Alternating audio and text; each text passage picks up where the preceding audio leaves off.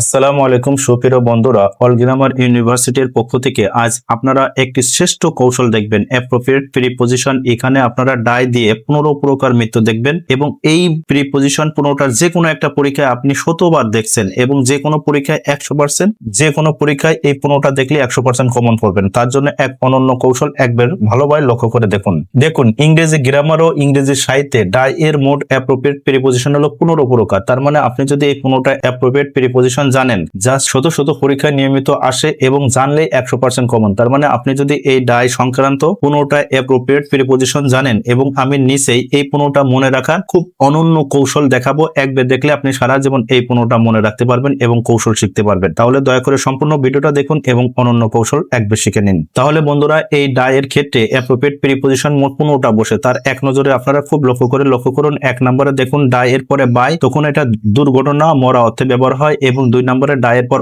Of, তখন এটা গাদা গাদা মরা অর্থে ব্যবহার হয়, এবং 3 নম্বরে দেখুন ডায়ের পরে অফ বলবে তখনই যখন এটা রোগে মরা অর্থে ব্যবহার হয়, এবং 4 নম্বর দেখুন ডায়ের পর বলবে তখনই দেশের জন্য মরা অর্থে এটা ব্যবহার হয়। 5 নম্বরে দেখুন ডায়ের পর ফ্রম বলবে তখন প্রতি ভোজনে মরা অর্থে ব্যবহার হয়। 6 নম্বরে ডায়ের পর ডাউন ব্যবহার হয়, তখনই বেগ প্রশমিত হওয়া অর্থে ব্যবহার হয়। 7 নম্বরে দেখুন ডায়ের পর অ্যাওয়ে ব্যবহার হয়, তখনই মিলিয়ে যাওয়া অর্থে ব্যবহার হয়। 8 নম্বর দেখুন ডায়ের পর আউট, তখনই ব্যবহার হয় সম্পূর্ণ বিলুপ্ত হওয়া অর্থে। 9 নম্বরে দেখুন ডায়ের পর থ্রু, তখনই ব্যবহার হবে অবহেলায় মরা অর্থে। 10 নম্বরে দেখুন ডায়ের পর ইন হার্নেস, ব্যবহার হবে কাজ করতে করতে মরা অর্থে। এবং 11 নম্বর দেখুন ডায়ের পর ইন, তখনই ব্যবহার হয় যুদ্ধে বা কোনো অবস্থানে মরা অর্থে। 12 নম্বরে ডায়ের পর টু, তখনই ব্যবহার করা হবে নাট্যমঞ্চে মরা অর্থে। এবং 13 নম্বরে ডায়ের পর এট, তখনই ব্যবহার করবে ঝুঁকিতে বা বয়সে মরা অর্থে। এবং 14 নম্বরে ডায়ের পর উইথ, তখনই ব্যবহার করা হবে কিছু সাথে নিয়ে মরা অর্থে। এবং 15 নম্বরে ডায়ের পর আন্ডার ব্যবহার হবে তখনই যখন কোনো অধীনে বা চিকিৎসাধীন অবস্থায় মরা হতে। তাহলে এই 15টা এবার সারা জীবন মনে রাখার কৌশল একবারে দেখে নিন। তাহলে সুপ্রিয় বন্ধুরা, ডাই এর 15 প্রকার মৃত্যুর, এবং সবসময় মনে রাখবেন ডায়ের পর যে অ্যাপ্রোপ্রিয়েট প্রিপজিশন 15টা বসে সেইটা সারা জীবন মনে রাখার এক শ্রেষ্ঠ কৌশল এক নজরে দেখুন। ডায়ের পর বাই, তখনই বলবেন, আর এই বায়ের মানে হচ্ছে দ্বারা, আর এই বায়ের অর্থ দ্বারা দয় বা মনে রাখবেন। তার মানে এই দ দিয়ে মনে রাখবেন দুর্ঘটনা, অর্থাৎ দুর্ঘটনায় মরলে প্রিপজিশন কি বলবে? বাই বসবে। আর আপনারা অবশ্যই এই 4টা শব্দ মনে রাখবেন। দুর্ঘটনায় মরার ক্ষেত্রে, সহিংসতা মরার ক্ষেত্রে, তরবারিতে মরার ক্ষেত্রে এবং মহামারীতে মরার ক্ষেত্রে 100% ডায়ের পরে বাই বসবে। এবার বন্ধুরা, এই ডায়ের পরে বাই এর উদাহরণটা লক্ষ্য করুন। দেখুন এখানে স্পষ্ট দেখা যাচ্ছে শোল্ড মানে তরবারি, তাহলে 100% এই তরবারি থাকলে প্রিপজিশন কি বলবে? বাই বলবে। আবার এখানে দেখুন অ্যাক্সিডেন্ট, দুর্ঘটনা বোঝা যাচ্ছে, তাহলে অটোমেটিক আপনার এই ডায়ের পরে কি বলবে? বাই বলবে। তাহলে এইরকম ওয়ার্ড দেখে আপনি এই সাইডটার মাধ্যমে ওয়ার্ড দেখে এরপরে প্রিপজিশন বাই বসাবেন। 2 নম্বরে লক্ষ্য করুন ডায়ের পর অফ, এখানে মজার ব্যাপার হলো 2টা এফ আছে, তাহলে একই শব্দ 2 বার। দেখুন এই গাদা গাদা মরা অর্থে কি ব্যবহার হবে? আপনার এই ডায়ের পরে অফ ব্যবহার হবে। তাহলে এখানে আপনারা স্পষ্ট দেখুন মেনি বার্ডস আর ডাইং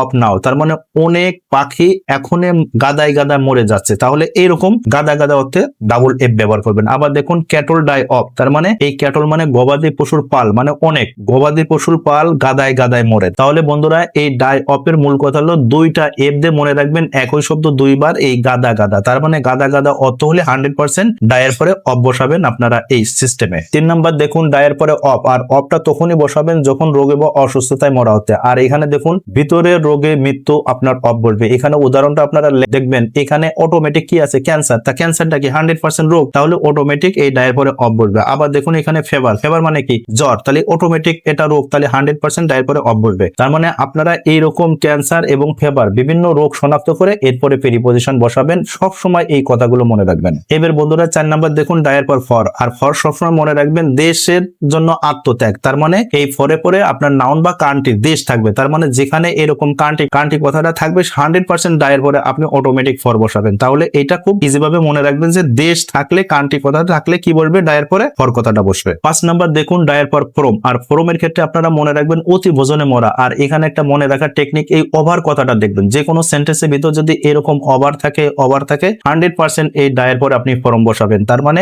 অতি ভোজনে মরা অর্থে এই ডাই ফর্ম বসে। 6 নাম্বার বন্ধুরা দেখুন এই ডায়ের পর ডাউন, আর এখানে দেখুন বেগ প্রশমিত হওয়া। আর আপনারা অবশ্যই জানেন ডায়ের অর্থ কি? কমে যাওয়া বা প্রশমিত হওয়া। তাহলে অটোমেটিক দেখা যাচ্ছে the sound died down at night, তার মানে শব্দ রাতে প্রশমিত হলো, তার মানে আস্তে আস্তে কমে যাচ্ছে বা বেগ কমে যাচ্ছে, এরকম বোঝাবে। আবার 2 নাম্বার উদাহরণ দেখুন দা স্টর্ম ডাইড ডাউন স্লোলি, তার মানে ঘূর্ণিঝড়টি আস্তে আস্তে বেগ প্রশমিত হলো। তাহলে এইরকম বেগ প্রশমিত মতো হয়ে আস্তে আস্তে কমে যাওয়ার ক্ষেত্রে 100% ডায়ের পরে কি বসাবেন? আপনারা এই ডাউন কথা বসাবেন।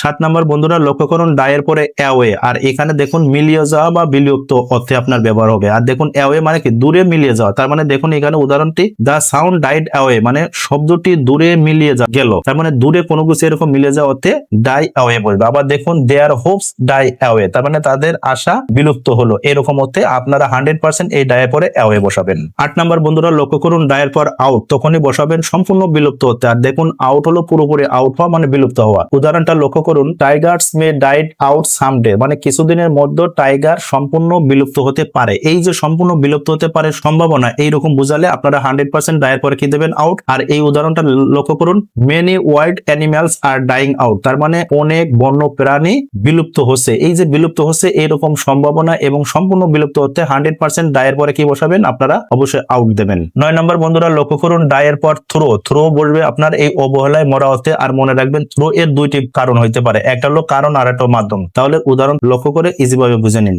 Many poor people died through hunger, তার মানে অনেক গরিব মানুষ ক্ষুধায় মারা যায়। এই যে ক্ষুধা হলো কারণ, তাহলে কারণ বোঝালে 100% ডায়ের পর কি বলবে থ্রো বলবে। আর একটা দেখুন, he died through lack of treatment, সে চিকিৎসার অভাবে, তাহলে চিকিৎসার অভাব হচ্ছে তার কি হচ্ছে অবহেলায়। এই অবহেলায় মরার অর্থে আপনার 100% কি দেবেন ডায়ের পরে থ্রো বসাবেন। 10 নম্বর বন্ধুরা লক্ষ্য করুন, ডাই ইন হার্নেস, আর এইটা সবসময় মনে রাখবেন কাজ করতে করতে মরা অর্থে ব্যবহার হয়। আর হার্নেস এর মূল কথা হলো কাজের বেল্ট বা কাজরত অবস্থায় মৃত্যু বোঝাবে। উদাহরণটা লক্ষ্য করুন, my grandfather died in harness, তার মানে আমার দাদা কাজ করতে করতে মরলো। এরকম কাজ করতে করতে মরার ক্ষেত্রে ডায়ের পরে ইন দা হার্নেস বসাবেন। আর একটা দেখুন, the teacher died in the harness last year, তার মানে গত বছর শিক্ষকটি কাজ করতে করতে মরলো। এরকম কাজ করতে করতে মরার ক্ষেত্রে ডায়ের পর ইন হার্নেস দেবেন। এবার বন্ধুরা 11 নম্বর লক্ষ্য করুন, ডায়ের পর ইন, আর ইন বসবে দুইটা ক্ষেত্রে, একটা হলো যুদ্ধ এবং কোন অবস্থানের ক্ষেত্রে। আর আপনারা জানেন ইন মানে কি কোন স্থান, আর বিশেষ করে এই ওয়ার কথাটা মনে রাখবেন। তার মানে দেখুন এখানে ওয়ার মানে যুদ্ধ, এই যুদ্ধের আগে 100% দেবেন ইন। আবার দেখুন এখানে ঢাকা কি কোনো একটা অবস্থান, তাহলে এই অবস্থানের আগে ডায়ের পর কি দেবেন ইন দেবেন। তাহলে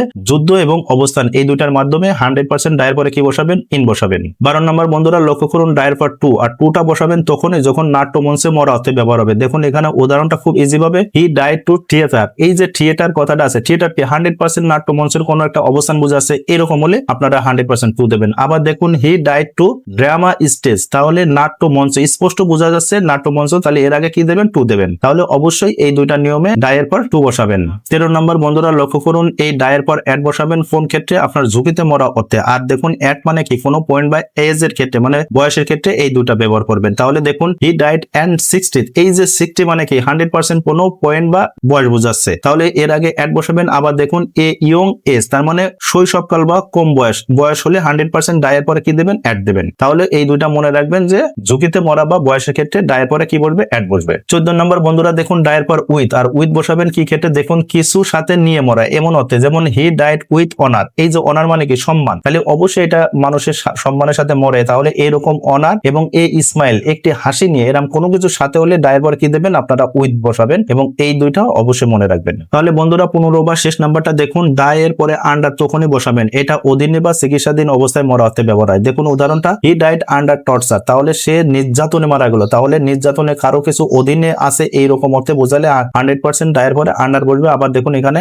many soldier died under attack, তাহলে আক্রমণের মাধ্যমে বা আক্রমণের কারণে ডায়ের পরে কি দিতে হবে এখানে আন্ডার ব্যবহার করতে হবে। তাহলে বন্ধুরা অবশ্যই ডায়ের পরে আন্ডার ব্যবহার করবেন কোনো অধীনে বা চিকিৎসাধীন অবস্থায় মরা অর্থে। সুপ্রিয় বন্ধুরা, এই ডায়ের সাথে অ্যাপ্রোপ্রিয়েট প্রিপোজিশনে 15টা মনে রাখার কৌশল এবং এই উদাহরণগুলো এবং এই তথ্যপাত আপনার কাছে কেমন লাগলো দয়া করে এই সম্পর্কে কমেন্ট করে জানাবেন বন্ধুরা। আর বন্ধুরা অবশ্যই এই জ্ঞানমূলক ভিডিওটা আপনি শেয়ার করে দেবেন, যাতে আরেকজন এই জ্ঞানমূলক ভিডিওটা দেখে সে জ্ঞান অর্জন করে তার উপকার লাভ হয়, সেই প্রত্যাশা আপনাদের কাছে। আর বন্ধুরা অবশ্যই যারা আমাদের all grammar university YouTube channel থেকে দেখছেন দয়া করে চ্যানেলটি সাবস্ক্রাইব এবং অল বাটন প্রেস করে রাখবেন। আর ফেসবুক পেজ থেকে দেখলে দয়া করে পেজটি লাইক হলো শেয়ার দিয়ে আমাদের সাথেই থাকবেন। আপনার উত্তরোত্তর জ্ঞান সমৃদ্ধ হোক এবং এরম অনন্য জ্ঞান আহরণ করুন, সেই প্রত্যাশা রেখে শেষ করছি। আপনারা সুস্থ ভালো থাকুন। আল্লাহ হাফেজ।